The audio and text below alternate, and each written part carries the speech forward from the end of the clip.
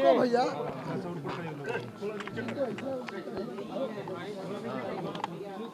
चलिए हो गया।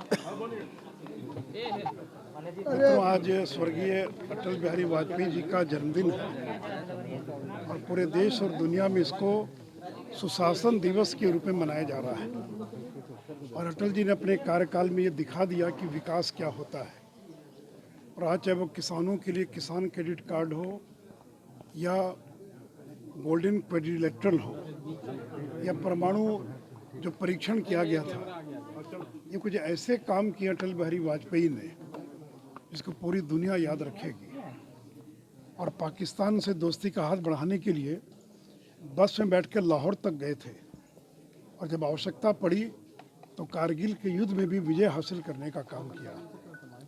तो अटल जी जैसे लोग बहुत विरले होते हैं, हम सभी लोगों के प्रेरणा स्रोत हैं। और अटल जी का बिहार से बहुत लगाव था और वो हमेशा कहते थे कि तुम लोग बिहारी हो और मैं तो अटल बिहारी हूँ। तो उनके नाम के आगे अटल बिहारी वो लिखा करते थे, नाम था अटल बिहारी।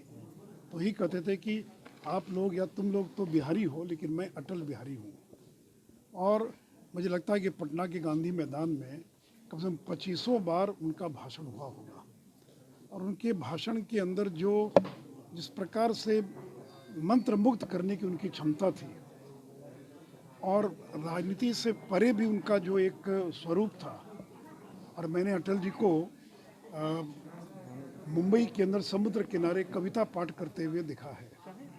तो एक बड़े कवि थे, एक बड़े राजनेता और प्रधानमंत्री के नाते सुशासन के जो एक लंबी लकीर खींच कर चले गए, उस लकीर को पार करना असंभव है। आज मुझे खुशी है कि देश के प्रधानमंत्री श्री नरेंद्र मोदी जी उन्हीं के बताए रास्ते पर चलकर देश को विकास का, सुशासन का और मंत्र सिखा रहे हैं। सर, किसान आंदोलन को लेकर के बिहार में भी कोशिश की जा रही है कि किसी की तरफ से किसान आंदोलन यहाँ कराया जाए। आपको लगता है कि किसान यहाँ पर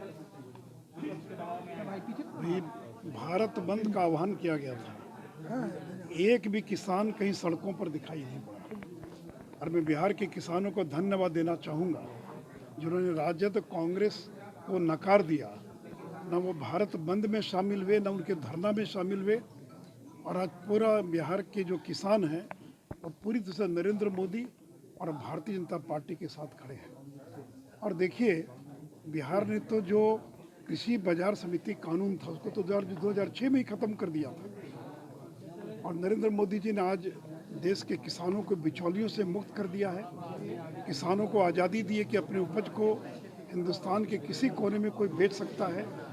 कृषि उपज पर किसी प्रकार का टैक्स नहीं लगेगा, ऑनलाइन भी वो व्यापार कर सकेंगे और कॉन्ट्रैक्ट फार्मिंग कर सकेंगे। बिहार के अंदर आईटीसी कंपनी जो आशीर्वाद आटा बनाती है, प्रति वर्ष 1.5 लाख मैट्रिक टन गेहूं की खरीद बिहार के किसानों से करती है। पिछले साल 40,000 मैट्रिक टन मक्का आईटीसी कंपनी ने खरीदा है और 10,000 मैट्रिक टन धान। तो यही तो कॉन्ट्रैक्ट फार्मिंग है। उसको एक कानूनी जामा पहनाने का काम नरेंद्र मोदी जी ने किया है।